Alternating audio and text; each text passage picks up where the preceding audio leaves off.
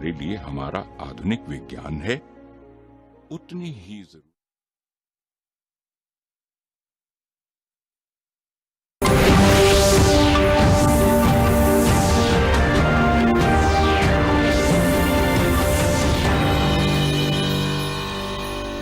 नमस्कार, उत्तराखंड समाचार में आपका स्वागत है। मैं देवेंद्र प्रसाद। सबसे पहले मुख्य समाचार।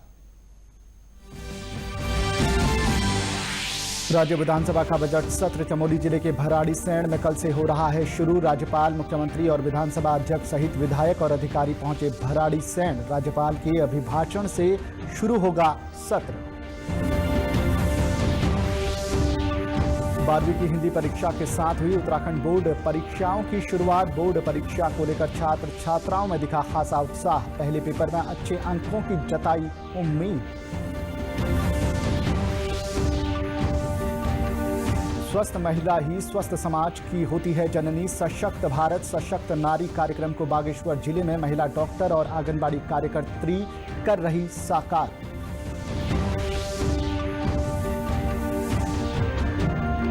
और होली का त्योहार नजदीक आते ही होली मिलन कार्यक्रमों की हो रही है धूम। कई सामाजिक संगठन कर रहे हैं रंगारंग सांस्कृतिक होली कार्यक्रमों का आयोजन। भाईचारे का दे रहे हैं संदेश।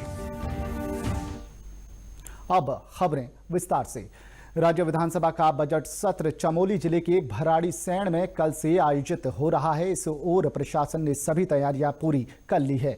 वहीं आज दिन भर मंत्रियों, विधायकों और अधिकारियों के पहुंचने का सिलसिला जारी रहा। बताते चलें कि कल राज्यपाल के अभिभाषण से बजट सत्र की शुरुआत होगी। इसके लिए राज्यपाल बेबी रानी मौर्य भराड़ीसैंण पहुंच गई हैं। दिन के बाद मुख्यमंत्री त्रिवेंद्र सिंह रावत और विधानसभा अध्यक्ष प्रेमचंद अग्रवाल भी भराड़ीसैंण पहुंचेंगे। बताया जा रहा है कि 4 मार्च को मुख्यमंत्री त्रिवेंद्र सिंह रावत सदन के पटल पर बजट प्रस्तुत करेंगे। वहीं चमोली की जिलाधिकारी स्वाति एस भदौरिया ने बताया कि शासन के निर्देशानुसार सभी व्यवस्थाएं कर दी गई हैं। किसी भी प्रकार की कोई असुविधा ना हो, इसके लिए नोडल अफसर तैनात किए गए हैं। तैयारियां थी वो ऑलमोस्ट हो चुकी हैं। अभी बस एकोमोडेशन का आवंटन वगैरह शेष है। बाकी मजिस्ट्रेट्स के लिए मांग और वाहन वगैरह के लिए मांग भी की जा चुकी है और सभी तरह से व्यवस्थित रहे व्यवस्थाएं और किसी को वहां पे रुकने ठहरने में या खान पान में किसी प्रकार की परेशानी ना हो, इसके लिए नोडल ऑफिसर्स भी तैनात कर दिए गए हैं और उन्होंने भी अपनी टेंडर वगैरह की जो भी तैयारी करनी थी और साथ में जिनकी ड्यूटीज लगानी थी वो सभी कार्य पूर्ण कर लिए गए। साइनेजेस वगैरह की व्यवस्था की जा रही है जिससे किसी को कोई घूमने वगैरह में कोई परेशानी ना हो। साथ में जो लॉ एंड ऑर्डर की समस्या आ सकती है उसके बारे में भी रिव्यू किया जा रहा है कि इस प्रकार की कोई समस्या वहां पे ना हो। उत्तराखंड विद्यालयी शिक्षा परिषद की बोर्ड परीक्षाएं आज से शुरू हो गई हैं। इस बार इन परीक्षाओं की शुरुआत 12वीं की हिंदी की परीक्षा के साथ हुई। परीक्षाओं को लेकर छात्र छात्राओं में खासा उत्साह देखने को मिला। उन्होंने बताया कि हिंदी का पेपर उनके अनुरूप ही आया और उन्हें अच्छे नंबरों की उम्मीद है। 2-3 महीने पहले हम सुबह उठ के पेरेंट्स हमें उठाते थे, पढ़ने के लिए देते थे। चाहे 4 बजे उठा देते थे, बोलते थे 3-4 घंटे पढ़ो। अगर आपको नहीं पढ़ा जाए तो थोड़ा इधर उधर घूम लो 5-10 मिनट, उसके बाद पढ़ाई करो। और टीचर्स भी हमें काफ़ी सपोर्ट करती हैं कि अच्छे से पढ़ना चाहिए, क्वेश्चन एक भी मत छोड़ना। हिंदी का पेपर था और पेपर बहुत अच्छा गया हमारा, आसान था काफ़ी पेपर, अच्छा गया। एक स्वस्थ महिला ही स्वस्थ समाज का निर्माण कर सकती है। महिलाओं के बेहतर स्वास्थ्य में डॉक्टरों के साथ ही उनकी खुद की भी अहम भूमिका रहती है और इस सबके लिए महिलाओं का जागरूक होना बेहद जरूरी है। पेश है एक रिपोर्ट।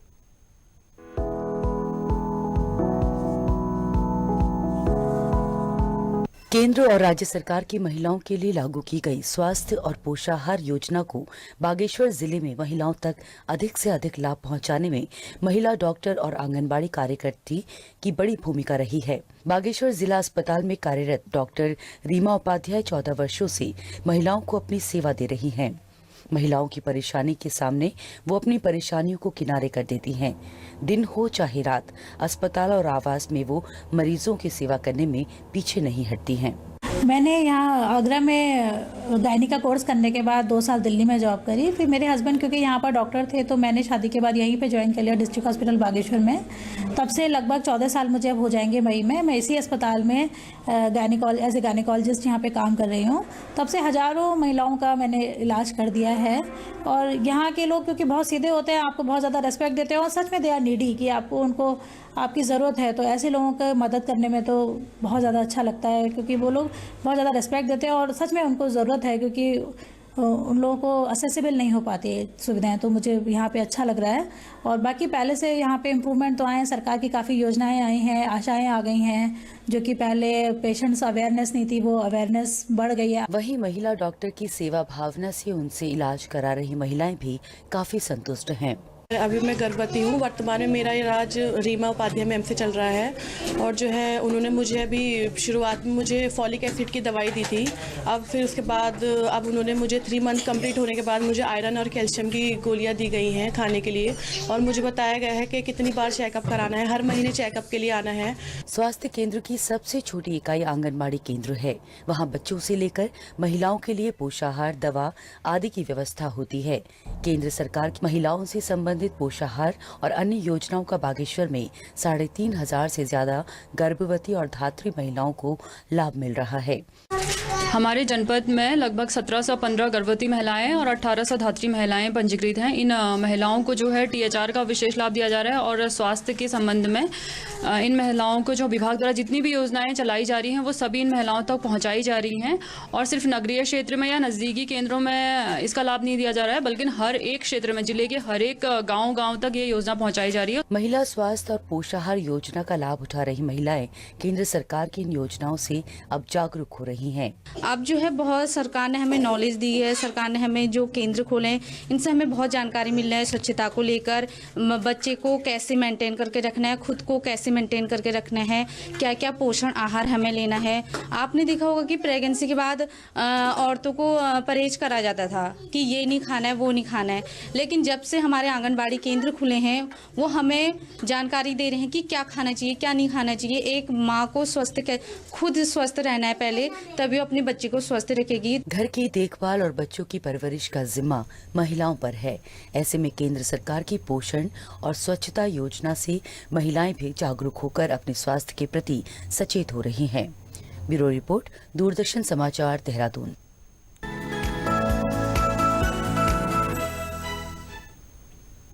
मुख्यमंत्री त्रिवेंद्र सिंह रावत से कल मुख्यमंत्री आवास में अखिल भारतीय अखाड़ा परिषद के अध्यक्ष महंत नरेंद्र गिरी महाराज ने मुलाकात की। इस दौरान कुंभ मेला 2021 की तैयारियों को लेकर चर्चा हुई। मुख्यमंत्री ने उन्हें भरोसा दिलाया कि कुंभ मेले से संबंधित सभी कार्य समय पर पूरे कर लिए जाएंगे। कुंभ मेला पूर्ण भव्यता के साथ आयोजित किया जाएगा। मुख्यमंत्री ने कहा कि पूरे विश्व की निगाहें वर्ष 2021 में आयोजित होने वाले कुंभ मेले में लगी हुई हैं। राज्य सरकार प्रयास कर रही है कि कुंभ मेले में सभी संत महात्माओं और श्रद्धालुओं को किसी भी प्रकार की कोई समस्या न हो। अखिल भारतीय अखाड़ा परिषद के अध्यक्ष महंत नरेंद्र गिरी महाराज ने कुंभ मेले हेतु किए जा रहे कार्यों पर संतोष जताया। उन्होंने कहा कि मेले के सफल आयोजन के लिए संत समाज अपना पूरा सहयोग देगा। इस अवसर पर महंत रविंद्रपुरी महाराज भी उपस्थित रहे। केंद्र सरकार की महत्वाकांक्षी योजना राष्ट्रीय पोषण मिशन के तहत बाल विकास विभाग के तत्वाधान में आज उधम सिंह नगर जिले के किच्छा क्षेत्र में पोषण मेले का आयोजन किया गया, जिसमें 22 गर्भवती महिलाओं की गोद भराई रस्म की गई। साथ ही 3 बालिकाओं को वैष्णवी किट और 30 को पोषण सांत्वना पुरस्कार दिए गए। इस अवसर पर क्षेत्रीय विधायक राजेश शुक्ला भी उपस्थित रहे। पोषण मेला था, इसमें गर्भवती बहनें हैं, धात्री माताएं हैं और जो 1 से 3 साल के या 6 साल तक के जो शिशु हैं उन सबको यहाँ बुलाया गया था। उनका पोषण अभियान से जागरूक करना, सरकार की जो योजनाएं हैं कैसे हम सशक्तिकरण कर सकते हैं, कैसे हम कुपोषण से बचा सकते हैं, इन सबको लेकर यहाँ जानकारी देने का एक बहुत बड़ा कार्यक्रम, जहाँ प्रतियोगिताएँ भी कराई गई हैं। कई प्रतियोगिताओं में बच्चों को पुरस्कृत किया गया है। मुझे लगता है कि ये अभियान अपने आप में पूर्ण रूप से सफल हुआ, क्योंकि इसका मकसद ही यही है कि हम कैसे जागरूकता फैला करके अपने जो बहनें हैं, जो गर्भवती हैं, उनको हम उनके गर्भ में पल रहे शिशु के कैसे उसको स्वस्थ बनाए रखें। इसमें बताया गया कि गर्भवती महिलाओं को कैसे अपना स्वास्थ्य और अपने बच्चे का स्वास्थ्य का ध्यान रखना है, जिससे हमारे बच्चे को आने वाले समय में कुपोषण ना हो। और सरकार की जो मंशा है केंद्र सरकार की कि हमारा राज्य कुपोषण मुक्त हो, जिससे सरकार की बहुत बड़ी योजना है समेकित बाल विकास द्वारा घर घर जाके महिलाओं को बताया जा रहा है कि बच्चों को कुपोषण मुक्त कराया जाए। मैं मेले में आई हूँ जहाँ पे विधायक जी ने मुझे गर्भवती महिला के बारे में बताया, जिसमें हमें हमारी गोद भराई हुई और हमें फल वितरित किए गए और उसमें हमें बताया गया कि हमारा आने वाला बच्चा कुपोषण मुक्त हो और उसका स्वास्थ्य अच्छा रहे और हमारा गांव स्वस्थ रहे और हमारा राष्ट्र। आज ICDS बाल विकास विभाग द्वारा किच्छा में इंदिरा गांधी खेल मैदान पर हमने पोषण मेले का आयोजन किया है। इसके अंतर्गत गर्भवती महिलाओं की गोद भराई कराई गई है, वैष्णवी किट वितरण कराए गए हैं। और ये पोषण मेले का आयोजन का हमारा लक्ष्य ये है कि कुपोषण हम जो THR और कुपोषण की सामग्री दे रहे हैं महिलाओं को, उसको किस तरीके से बना के अपने बच्चों को खिला सकते हैं और कुपोषण दूर करने में कैसे ये हेल्प करता है। यहाँ पे आज 22 गर्भवतियों की गोद भराई कराई गई है और 3 बालिकाओं को जिनका जन्म सरकारी अस्पताल में हो उनको हमने वैष्णवी किट वितरण कराए गए हैं और 6 बच्चों को हमारे बेबी शो के अंतर्गत फर्स्ट, सेकंड, थर्ड का प्राइज मिला है। देश में खेल की स्थिति और स्तर में सुधार करने के उद्देश्य से केंद्र सरकार द्वारा खेलो इंडिया कार्यक्रम योजना लागू की गई है। इस योजना के अब सार्थक परिणाम देखने को मिल रहे हैं। पौड़ी जिले के ग्राम बकरोड़ा में युवाओं ने खेलो इंडिया कार्यक्रम से प्रेरित होकर एक क्रिकेट टूर्नामेंट का आयोजन किया, जिसमें आसपास की ग्राम पंचायतों से कई युवाओं की टीम प्रतिभाग कर रही हैं। एक बड़े खेत को मैदान के रूप में तैयार करने के बाद सीमित संसाधनों में एक बेहतर प्रतियोगिता आयोजित कराई जा रही है। स्थानीय लोग भी क्रिकेट टूर्नामेंट को देखने आ रहे हैं और खिलाड़ियों का उत्साहवर्धन कर रहे हैं। नैनीताल को झीलों के शहर के नाम से जाना जाता है। यहाँ की खूबसूरती देखने के लिए हर वर्ष हजारों पर्यटक नैनीताल आते हैं। इसके अलावा नैनीताल में खुरपा ताल, सड़िया ताल, सूखा ताल, नौकुचिया ताल, 7 ताल भी हैं जो पर्यटकों के लिए आकर्षण का केंद्र है। पेश है एक रिपोर्ट। सन 1839 ईस्वी में एक अंग्रेज व्यापारी पी बैरन, जिन्हें पर्वतीय अंचल में घूमने का शौक था, प्राकृतिक दृश्य देखने की खोज में शेर का डांडा इलाके में पहुंचे। वहां से बैरन को स्थानीय लोगों से पर्वत के पीछे खूबसूरत झील की जानकारी मिली। बैरन जब झील देखने पहुंचे तो वो आश्चर्यचकित हो गए। उनकी जानकारी के बाद अंग्रेज हुकूमत के शीर्ष अधिकारी गर्मियों की छुट्टी नैनीताल में बिताने लगे, जिससे यहाँ पर्यटन को बढ़ावा मिला। नैनीताल जनपद के जो सबसे प्रमुख टूरिस्ट स्टेशन है वो है आपका कॉर्बेट नेशनल पार्क रामनगर और दूसरा है आपका नैनीताल शहर। नैनीताल लेक और नैनीताल के आसपास का जो पूरा आउटस्कर्ट है, पूरा लेक डिस्ट्रिक्ट्स को बोला जाता है। तो यहाँ पर साल भर में लगभग 10 लाख टूरिस्ट का यहाँ पे आवागमन रहता है नैनीताल। बाहर से आने वाले पर्यटकों की पहली पसंद नैनीताल है और यहाँ के चाय बागान और कॉर्बेट पार्क की सौंदर्यता हर किसी को अपनी ओर आकर्षित करती है। बहुत अच्छा लगा, यहाँ तो पूरा नेचुरल है और बच्चों के साथ बहुत मन लगा, बच्चे भी बहुत एंजॉय कर रहे हैं। बहुत मजा आ रहा है, it's a first time experience और हम तो स्नो देख के एकदम पागल से हो रहे हैं। सुपर।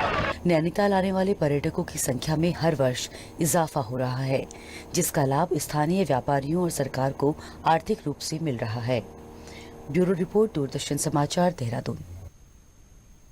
होली का त्योहार जैसे जैसे नजदीक आने लगा है, बाजारों में रौनक बढ़ गई है। प्रदेश में होली का विशेष महत्व है। यहाँ परंपरागत तौर तरीकों से होली मनाई जाती है। होली से पूर्व कई भी होली के रंगारंग सांस्कृतिक कार्यक्रम आयोजित करते हैं, जिसमें ये संदेश देने का प्रयास किया जाता है कि आपसी कटुता को भुलाकर होली के रंगों की तरह हम सबको मिलजुल कर रहना चाहिए। देहरादून में एक सामाजिक संस्था ने होली मिलन कार्यक्रम आयोजित किया, जिसमें रंगारंग सांस्कृतिक कार्यक्रमों की धूम रही। महिला और पुरुषों ने परंपरागत परिधानों में एक दूसरे को अबीर गुलाल लगाकर प्रेम और सौहार्द का संदेश दिया। कार्यक्रम में कवि सम्मेलन का भी आयोजन किया गया।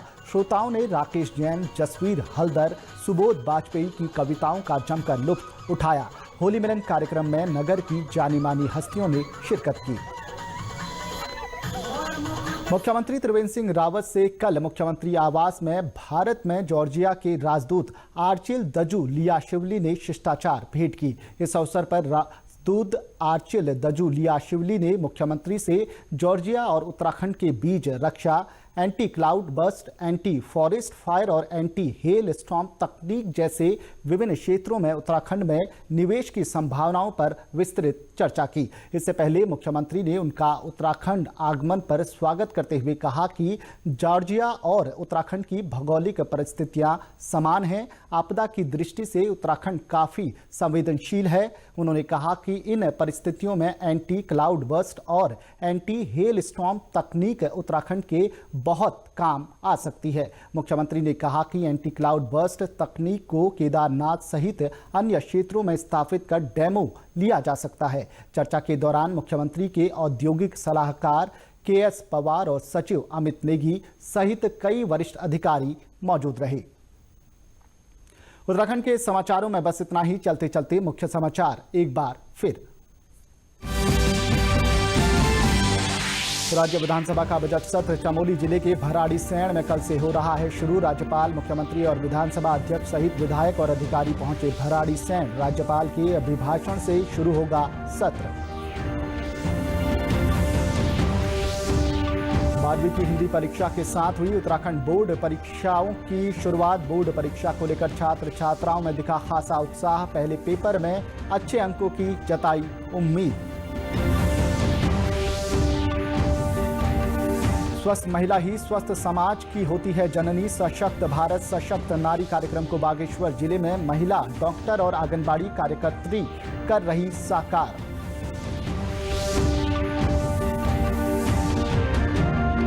और होली का त्योहार नजदीक आते ही होली मिलन कार्यक्रमों की हो रही है धूम। कई सामाजिक संगठन कर रहे हैं रंगारंग सांस्कृतिक होली कार्यक्रमों का आयोजन। भाईचारे का दे रहे हैं संदेश। इसी के साथ समाचार समाप्त हुए। नमस्कार।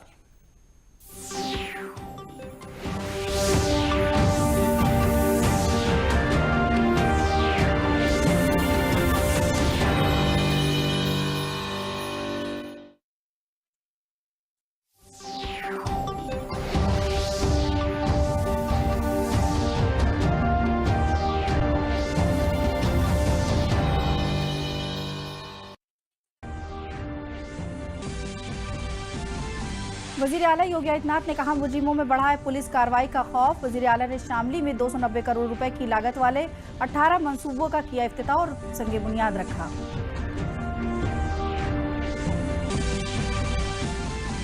पार्लियामेंट के बजट इजलास का दूसरा मरहला आज से हुआ शुरू। लोकसभा में आन-जहानी रुकन को पेश किया गया खराज अकीदत। राज्यसभा में दिल्ली में हुए तशद्दुद पर हंगामे के सबब कार्रवाई हुई मुतासिर।